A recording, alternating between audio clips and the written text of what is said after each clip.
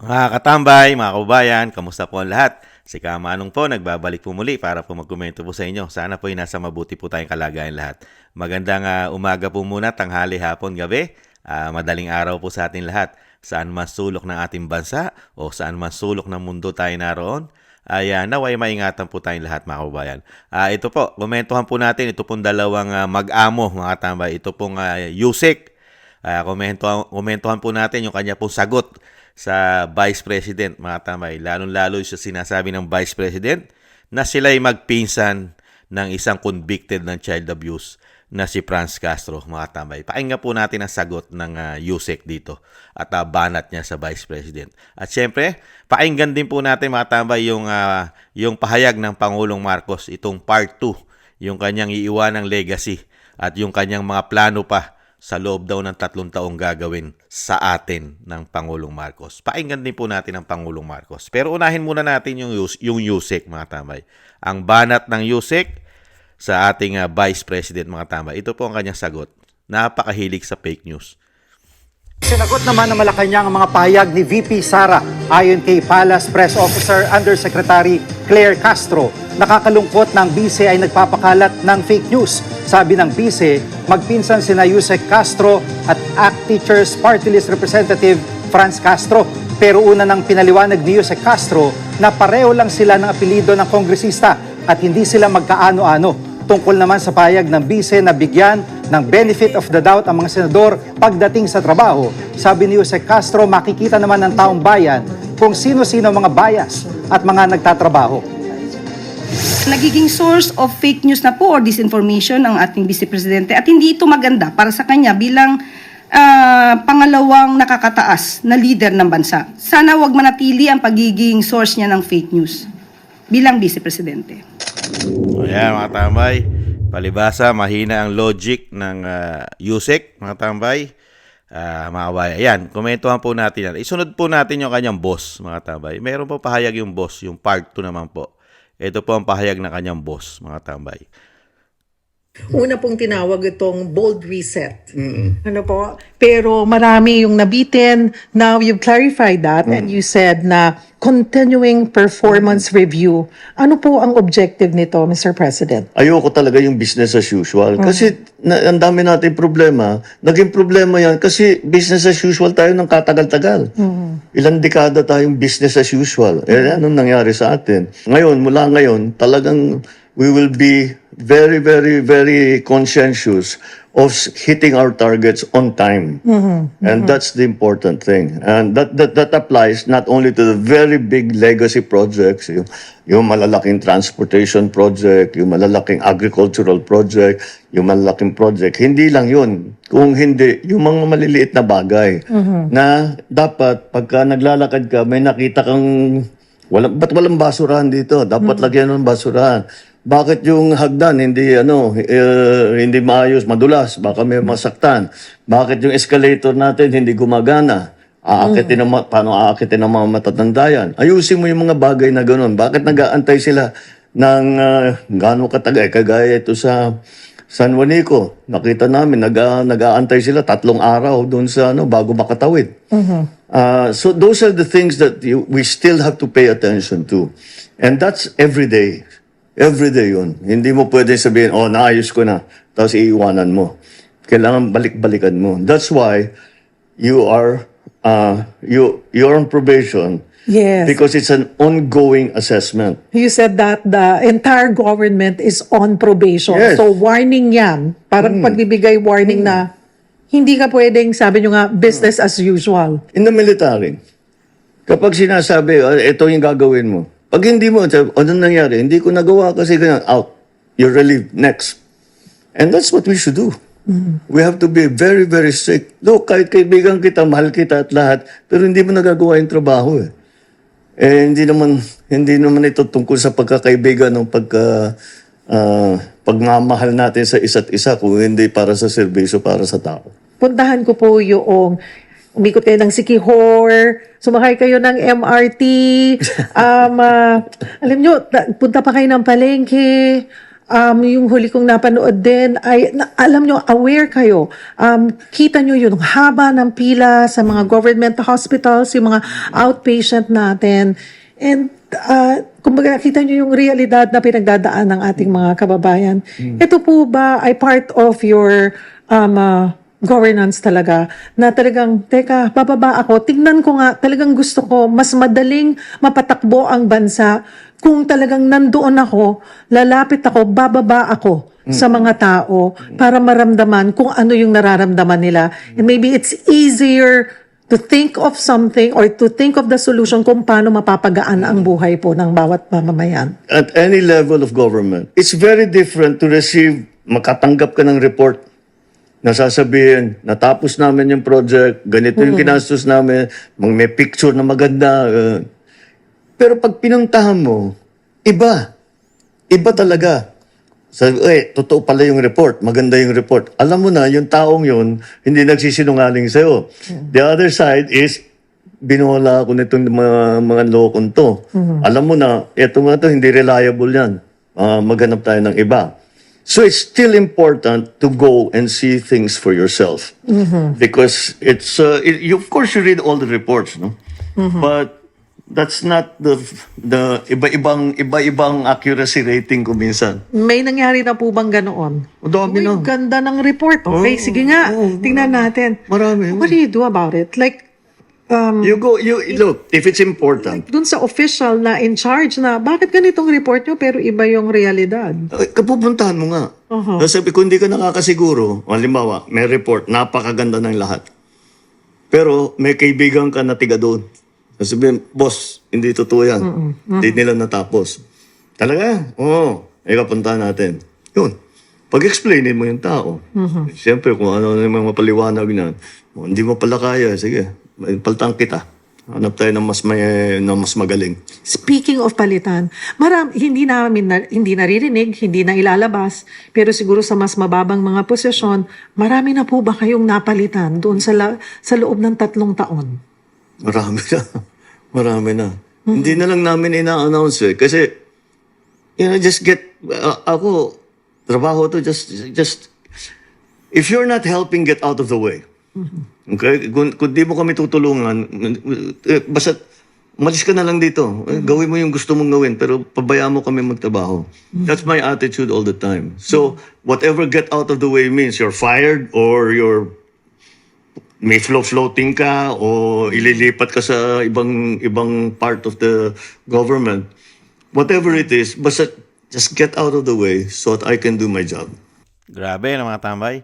Tinututukan naman pala at gusto niya malaman ng mga proyekto kung ito ay tama at ayos at nagagawa ng tama. Talagang pinapapalitan niya pa agad kung sakali, mga tambay. Ibang klase, no? Yung proyekto kaya ng flood control, mga tambay, pinuntahan niya kaya, tiningnan niya kaya kung tama, kung nagawa, naging ayos, at nasaan yung 5,500 flood control na pinagmalaki niya. Dahil nga daw, misa nagpapabango. Mali ang impormasyon, mga kababayan. At ang unang-una, ang gustong-gusto talagang paalisin at mapalitan ay hindi po yung mga gabinete. Mismong kayo po, Mr. President, ang gusto ng taong bayan, di umano, na umalis at marami pang mas magaling sa inyo. Di hamak. At iba rin po palang Presidente, pag hindi ka pala sumusunod sa mga utos, mga tambay, pag hindi ka pala sumusunod sa mga utos di umano, madali ka palang palitan. Kailangan pala susunod ka, mga kababayan. Kaya pala, yung mga utos niya, pag hindi pala siya sinunod sa mga gusto niya, masisibak. Kaya pala nangyari kay dating Pangulong Duterte, yung pagkidnap ng mga kapulisan, talaga palang nasa utos. Di kaya, mga kababayan, hindi kaya nasa utos? Lahat. Dahil nga po ang Pangulo ay hindi po siya pumapayag nang hindi po sinusunod ang kanyang mga utos. Hindi po ba? Pero unahin po natin itong si Claire. Excuse me po. Unahin po natin to si Palas, si Claire Castro, mga tambay. Itong kanyang Yusek. Ibang klase itong Yusek, mga tambay. Nagpapakalat daw po ng fake news ang Vice President, mga kababayan. Ibang klase. Mga kababayan. At sino raw ba nagtatrabaho? At makikita naman daw po ang trabaho mga taong gobyerno, mga kabayan. Sa bagay, nakikita naman natin yung trabaho niya. Siya po, itinalaga lang bilang Yusek, ang priority niya po ay banatan ng banatan at siraan ng siraan kaya, di po ba, ang pamilya Duterte. Magmula po siya nang umupo bilang Yusek ng palasyo, wala na po siyang nilubayan. Dire-diretso niya po. Talagang binabanatan at ang pamilya Duterte ay sumasagot lamang. Sumasagot lamang ito sa mga batikos nila. Lagi pong sumasagot lang ang Duterte. Ang Vice President ay laging sumasagot lang. Di po ba? Ano po ba sinasabi ng Vice President? Di ba? Ano po ang lumalabas sa bibig ng dalawa? Kaya nga po nasasabing magpinsan dahil yung lumalabas sa bibig nung isang Castro na convicted ng child abuse, ganun din ang lumalabas sa bibig niya. Yun ang nakikita ng Vice President. Kaya sinasabing magpinsan dahil isang buka at labas na lumalabas sa bibig. Puro basura. Di po ba? Yung pumapasok sa bibig nila, basura. Ang lumalabas sa bibig nila, basura pa rin. Kaya nga tinatawag na magpinsan. Ito nga ating mga subscribers, ang sinasabi, ang tatay daw nila ay si Noli de Castro, di umano. Kaya po natawa si Kamanong. Ang kasama sa grupo o sinasabing magulang pa yata, parents, ay si Noli de Castro daw po. Ibig sabihin, lahat ng Castro, ganun po ba, mga kababayan? Lahat ng Castro ay puro basura. Hindi naman po, mga kabayan, dahil meron naman po akong kakilalang Castro, napakabuting tao naman po. Hindi naman po basura ang pumapasok at lumalabas sa bibig nung kakilala ni Kamano. Ang nagiging matindi lang po, mga kabayan, pag napapasok po yata sa politika, mga kabayan, at syempre po, pagka sympathizer ka ng grupo ng CPP, NPA, NDF, di umano, talagang ang lalabas sa bibig mo niyan, puro basura. At ganun din po, ang papasok sa bibig mo ay puro basura.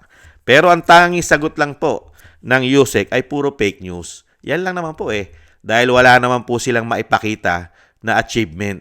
Kaya po ang sagot, sila po ang babatikos ng babatikos. Sila po, lalo po to si Yusek, lagi pong pinagmumulan ito. Di po ba? Di po ba? Laging pinagmumulan po ito ng banat, ng patutsyada, lalong-lalo sa Vice President. Di ba? Laging pinapapatutsyadahan. Ang Vice President naman sumasagot. At yung sinasabi naman ng Vice President, totoo po yun. Dahil di po ba, ano po ba lagi sinasabi ng Vice President? Yung trabaho ng presidente, nasaan? Natututukan ba ang problema ng taong bayan, kahirapan, nagmamahalang bilihin? Nasaan? Trabaho. Nasaan? Bagsak ang ekonomiya. Baon na baon tayo sa utang. Nasaan yung mga programang malalaki? Yusek na makakatugon. Di po ba? Di po ba wala? Hirap. Tapos lalagyan nyo kami ng 20 pesos na kilo ng bigas. Hindi naman to sasapat sa buong Pilipinas na mahigit 100 milyong Pilipino. Di ba? Nilalagyan nyo lang po ng limitasyon ang makakabili rito. Hindi kaya? At yung sinasabi nyo na murang bigas, mga kabayan, may limit. Di po ba? Para ka lang tinatakam. Pagka minalas-malas ka pa, wala pa sa lugar mo. Di po ba? Hindi nakakarating sa mga bayan mo, hindi nakakarating sa mga baryo mo itong pinagmamalaki. Limitado lang. Di po ba? Yung po ba'y solusyon ng mahigit 100 milyong Pilipino sa bansa? Solusyon. Samantalang lumolobo ang ating utang. Pero ang solusyon mo, puro band-aid. Sige nga, maipagmamalaki mo ba yung legacy? Kaya nga puro fake news ang sinasagot na lang. Ang sagot sa Vice President ay fake news. Puro fake news. Yan po ang sanay na sanay. Samantalang ang lumalabas sa bibig nitong mga tao na ito, kaya tinatawag di umanong magpinsan, ay puro basura ang pumapasok sa bibig at ang lumalabas sa bibig ay basura. Kaya po ito pong dalawang Castro na ito at dinagdagan pa na isang Castro ng ating mga kababayan na si Noli de Castro. Mga kababayan, ibang klase itong mga tao na ito. Kaya po itong mga tao na ito, habang tumatagal itong mga Castro na ito, si Yusek na sinasabi ng Vice President na magpinsan at si Franz Castro na convicted ng child abuse na malayang-malaya pa, mga kababayan, napakatindi po ng ating hustisya. Yung convicted, malaya. Yung hindi pa convicted, nakakulong. Unbelievable. Di po ba? Yan, mga basura po daw yan. Kaya po, basag na basag po yan, mga tambay. Puro kahihiyan po ang mangyayari dyan. Talagang yan po ay hindi na makakabangon sa kahihiyan yan. Pag hindi po nila nilubayan ang Vice President, lagi naman po may sagot ang Vice President sa kanya at sa kanila, mga Castro. Hindi po ba? Talagang mahirap po kasi yung garbage in, garbage out. Basura, mga katambay. Wala tayong magagawa dahil mismo si Ka Eric, mga katambay, pinangalanan ni Ka Eric yung mga yan, di ba? Ano sabi ni Ka Eric? Yan, dalawa na yan ay talagang sumusuporta daw po yan di umano sa grupo ng CPP, NPA, NDF. Totoo kaya sinasabi ni Ka Eric? Aasahan mo sa mga tao na yan kung totoo? Di basura? Hindi po ba? At ito po, yung part 2 po na sagot ng ating presidente. Ibang klase, no? Presidente ka? Yan lang ang gagawin mo sa bansa? Puro yan lang? Makakatulong po ba yan? Ano yung sinasabi mo mga proyekto mo? Di po ba? Nasaan yung pinagmalaki mo na mas magaling ang proyekto mo? Mga plano mo? Meron kang maliit, pati maliit, tinututukan mo. Hindi po yan ang kailangan ng bansa. Kailangan po yan, napakadali po yung maliliit na yan. Kaya na pong gawin ng mga LGUs yan. Di ba? Kaya na pong gawin yan na nasa baba. Pero nasaan yung programa na pinagmalaki mo? Lalong-lalo sa mga Pilipino. Lalong-lalo sa amin. Magandang buhay. Murang bilihin. Maraming trabaho naghihintay sa amin. Pinagmalaki mo, kaya ka nga nagbiyahe pa ng nagbiyahe. Mr. President, 3 taon na, ngayon ka palang tututok sa mga plano mo? Ngayon ka lang tututok sa mga gabinete mo? Ngayon ka lang bababa para makita mo ang trabaho ng mga gabinete mo? Unbelievable. At hindi po namin narinig sa iyong administrasyon na tututukan mo ang malalaking korupsyon. Unbelievable, Mr. President. Wala kang tututukan korupsyon sa iyong gabinete? Sa iyong panunungkulan bilang Commander-in-Chief, wala kang tututukan. Kaya pala tinanggal mo yung ahensya ng sumusugpo. Di po ba yung sumusugpo sa korupsyon? Tinanggal niya. Di pa meron tayo? Di ba yung panahon ni dating Pangulong Duterte, nandiyan si Greco Bellica, siya yung namumuno para sa mga korupsyon. Iniimbestigahan niya sa buong bansa ang korupsyon ng mga politiko. Ngayon po ba meron? Di po ba wala? Sinibak niya. Ngayon, nababanggit man lang ba ng Pangulo natin about sa korupsyon? Natalamak ang korupsyon? Ano sasabihin niya? Yung mga proyekto? Nasaan ba yung mga proyekto? Hindi po ba korupsyon yun?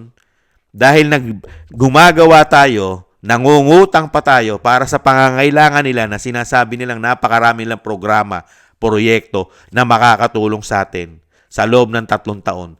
Isang damukal po ang inutang nila. Nakapagbebenta pa tayo ng mga asset. Nakapagbebenta pa tayo ng mga ginto. Pati ang mga pera natin na contribute ng mga taong bayan tayo. Lalo-lalo ang PhilHealth. Nakukuhanan pa nila dahil sa sinasabi nilang malalaking programa makakatulong sa atin. Nasaan yun? Pati GSIS, SSS. Nakapagbebenta pa tayo ng airport. PDIC. Nasaan na rin ang Maharlika Investment Fund, Mr. President? Nasaan na? Nasaan po yung mga programa na sinasabi nyo maganda at tututukan nyo pa ngayon? Ibang klase. 3 taon? Ngayon, proud na proud pa yung media na nag-i-interview. Napakarami nyo na achievement. Nasaan ang achievement nyo ng 3 taon? Ikumpara mo sa dating Pangulong Duterte na isang damukal ang achievement. Nung isang taon pa lang niya, ikalawang taon, lalong-lalo nung ikatatlong taon, hanggang 4 na taon, 5 taon, lalong-lalo ang 6 na taon nung siya'y matapos. Isang damukal na achievement. Ngayon pala kayo tututok, bumababa kayo sa ground, tinitingnan nyo, actual na sinasabi nyo, gusto nyo makita, kahit yung maliliit, tututukan nyo. Ngayon pa lang, ganon. Nasaan na yung pera? Nasaan na po, Mr. President, yung binadget namin na ginastos ninyo, na sinasabi nyo, tututukan nyo lahat. Kaya nga po isang damukal ang pondo na hinihingi nyo sa taong bayan. Di po ba mahigit 6 trillion sa loob ng 12 buwan? Nasaan po yun? Nasaan yung mga programa? Nasaan yung mga natapos? Nasaan yung magandang buhay? Nasaan yung problema na tututukan? Kahirapan, kawalan ng trabaho. Di ba pabababain ang gastusin ng mga Pilipino, lalo-lalo kuryente, tubig. Natutukan po ba, Mr. President? Ano po nangyayari? Ang tinututukan nyo po Duterte. Yan po tinututukan nyo po yata, politika. Di po ba? Lalo-lalo pag hindi sumusunod sa inyo, ay sisibakin nyo. Ganun po pala. Kailangan po pala susunod. Kaya lang ano po nakita namin na mga pagsunod na hindi po nasibak. Di po ba katulad po ni General Marbil, hindi nasibak, di umano, dahil sumusunod sa mga utos nyo? Ganon din po si General Torre, dahil hindi po sumusuway sa mga utos nyo. Di po ba? 1 star, tapos ang bilis naging 4 star, dahil po lahat ay sinunod yata ang mga gusto nyo. Lalo-lalo sa pagpapatapon sa dating Pangulong Duterte. Kidnapping pa ang lumalabas. Di po ba sa mga investigasyon? Ibang klase kayo. Pati pala ang men in uniform.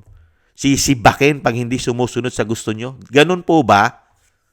Kaya po pala ganito ang bansa natin. Kahiya-hiya. Lugmok. Mga Pilipino ang nagdurusa. Pero ang mga politiko sa ating bansa tuwan-tuwa. Malayang-malaya sa korupsyon. Di umano. Dahil ang Pangulo ay walang pakialam, walang tutok, ni hindi man lang nababanggit sa kanya administrasyon na pananagutin niya ang mga magnanakaw, korap sa ating bansa. Wala. Dahil unang-una, siya ang merong karga-karga nito na malalaking issue, di umano ng korupsyon. Hindi po ba? Yan po mga kabayan.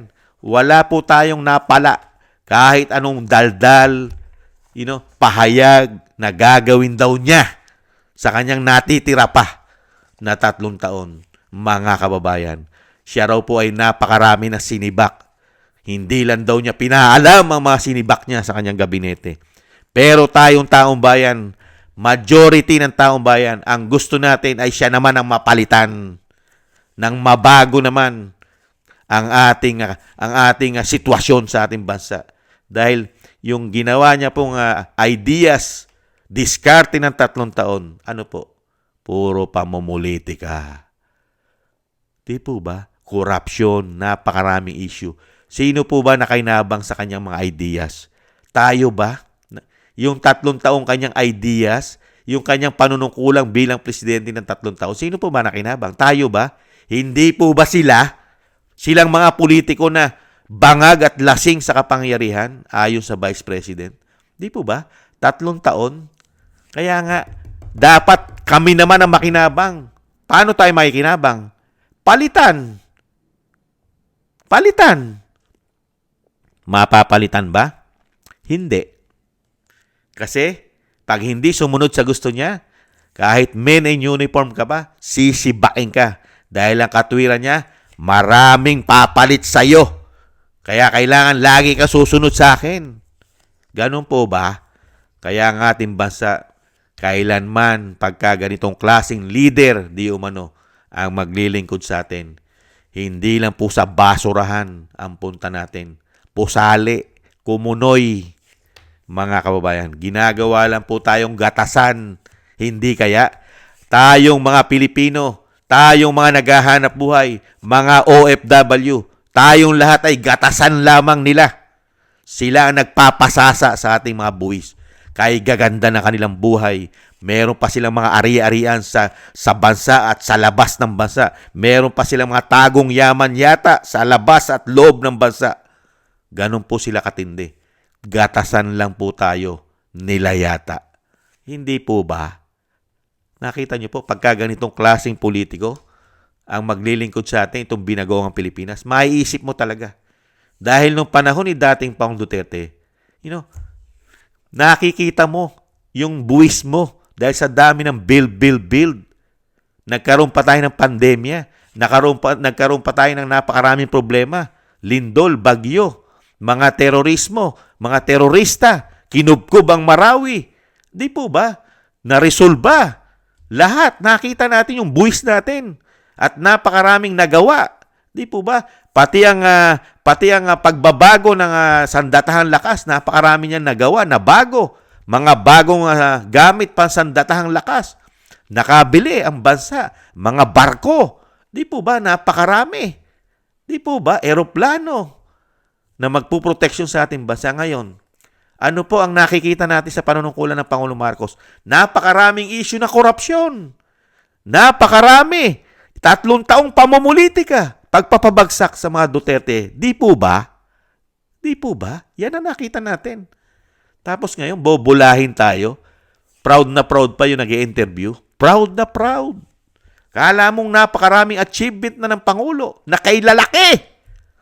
Ang nakita nating achievement, kay lalaki ng korupsyon, numero.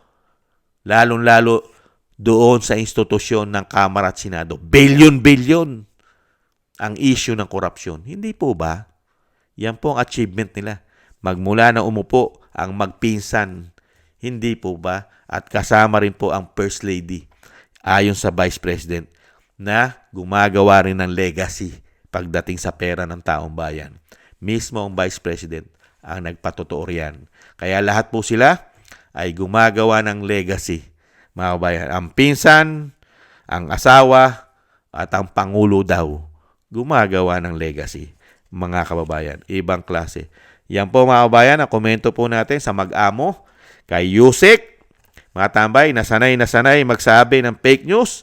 Samantalang ang laging pinangungunahan ng fake news ay yung nagsasabi po ng pumapasok sa bunganga ay basura at ang nilalabas sa bunganga ay basura. Garbage in, garbage out. Yan po, di po ba yan po ang pinanggagalingan ng napakaraming fake news? Yung garbage in, garbage out. At syempre po, yan po ang part 2 na interview sa ating Pangulong Marcos na kailan kaya mapapalitan ang tanong ng taong bayan. Magtatagal pa kaya? Pero sa tingin ko po mga tambay, pag ganito pong klase ang ating men in uniform, magtatagal po ito. Wala na po tayong kakampi. Di po ba? Lagi ko pong sinasabi mga kabayan, ang nagpaalis po sa tatay niya, di po ba? Yung Pilipino at ang talagang nagpaalis, Pilipino. Pero sino ang tumulong sa taong bayan para mapaalis ang tatay niya na mahigit 20 taon? Di po ba militar, men in uniform? Kaya napakadali po nilang naipatapon sa Hawaii. Di po ba? Kay Pangulong Erap Estrada, sino po ang tumulong sa taong bayan dahil sa issue na sinasabi? Di po ba? Na huweteng at napakarami daw pong korupsyon ng Pangulong Estrada. Di ba? Sino tumulong? Kasama po mga simbahan dyan. Simbahan at militar. Militar pa rin. Men in uniform. Di po ba napakabilis? Ngayon po, ano po ang aasahan natin sa simbahan? Sige nga, mismo ang simbahan, mga kabayan, tanggap po ng simbahan ang korupsyon. Kay lalaking korupsyon na issue, tanggap ng simbahan. Di po ba? At ganun din po ang men in uniform natin. Napakaraming issue ng korupsyon. Tanggap po. Di po ba? At ang taong bayan, kahit mismo si dating Pangulong Duterte, di ba, sinasabi na, gusto nyo bang magkaroon ng leader na ganyan? Na may issue ng pagiging bangag sa pulburon, bangag sa coke? Di po ba? Weak na leader ayon sa dating Pangulong Duterte. Kaya nga pinatapon siya. Kumibo po ba ang men in uniform? Hindi. Dahil nga, pag hindi ka sumunod, itatapong ka, papalitan ka ng sumusunod. Kaya ganito po pala nangyayari sa ating bansa, mga kabayan. Pera, pagiging diktador di umano. Di ba? Sa mga nahasakupan niya. Yan po yung mga diktador di ba? Pag hindi ka sumunod sa gusto ko, kahit mali, sisibakin kita. Di po ba diktador yon? Hindi ka nagtatrabaho ng tama, puro yung nasa kukote mo lang kahit lumalabag na sa batas ang mga ideas mo, pero yung kagustuhan mo pa rin masusunod. Di po ba? Diktador yon, di po ba? Nagtatanong lang si Kamano. Kaya ganito po ang mangyayari sa ating bansa. Wala pala tayong aasahan sa ating mga general di umano dahil madali silang palitan ng magaling na presidente na hindi diktador. Mga kababayan, nakakalungkot lang po. Walang awa. Kaya po masasabi natin na ang ating mga pinag-aral natin itong mga men in uniform. Gastos po natin yan sa ating buwis. Tayo po nagpaaral. Pero ang sinusunod po nila, mga politiko. Hindi ang kagustuhan ng taong bayan. Di po ba? Nakakalungkot. Tayo gumastos. Tayo rin ang gumagastos sa mga politiko, sa mga luho nila, sa mga biyahe nila, sa mga bonuses nila, sa mga ninanakaw nila di umano. Tayo gumagastos. Pero ang sinusunod po nila ay ang mga sarili nila. Ang mga ambisyon nila. Hindi ang nagpapasweldo sa kanila. Ganon din po ngayon ang nangyayari sa mga men in uniform. Hindi naman po lahat. Ang pinag-uusapan po natin, yung mga general. Dahil yung general ang nakadirekta sa commander-in-chief. Hindi naman po yung mga nasa baba. Laging general. Hindi po ba? Yan po mga tambay, ang ating po komento na nakakalungkot. Wala po tayong kapag-apag-asa talaga. Wala po tayong kapag-apag-asa, mga kabayan. Kahit po sa men in uniform na mga general. Olats po tayo. Talaga pong nabudol pala talaga tayo. Nabudol po pala talaga ang mga Pilipino. Maraming salamat po sa mga naagusto po ng ating tambayang makabayan sa YouTube at TikTok. At ganoon din po sa mga nagko-comment, like, share, and subscribe. At sa ating po mga taga-tangkilik, thank you po. Sa ating po mga subscribers, shoutout po sa inyong lahat. Maraming salamat po. Ingat po kayo. At thank you rin po sa mga biyayang pinagkakaloob po ninyo. Shoutout po Kingston 123 na Hong Kong, Eric Hercio na Canada, Jake Yahut ng 4531 ng Maisog, California, USA, Gina Reyes, Solid DDS ng Berlin, Germany, Julieta Celona na Sydney, Australia, Baby Roman, Ate Isa na Cagayan Valley, Jem Aris ng United Arab Emirates, Jovelyn Watanabe ng Japan, ako si Pilam, Ani Jo, Teodorico Erguisa Jr., si Arfel Villacorta, Wills Babol 5697, Rosalina RK Team 888, si Michelle Yamaguchi Vlog. Maraming salamat po mga kabayan sa inyo pong mga biyaya na pinagkakaloob. Ingatan nawa po kayo mga kabayan. At syempre po yung dasal at panalangin po sa pamilya Duterte ay lagi po natin silang isama mga kabayan na sila po'y maingatan at makabalik na po sa lalong mabilis sa ating bansa ang dating Pangulong Duterte at lalong-lalo po ang kanyang kalusugan ay sana po ay maingatan at maduktungan pa po ng buhay, mahabang buhay po ang ating dating Pangulong Duterte. Isama po natin sa ating mga dasal. At tayo rin po mga tambay, ingat-ingat po, doble ingat po tayo. Mahirap na po ang sitwasyon sa ating bansa. Ingat-ingat po mga kabayan. Thank you po. Sa muli po, paalam po muna. Bye-bye. Ingat-ingat po.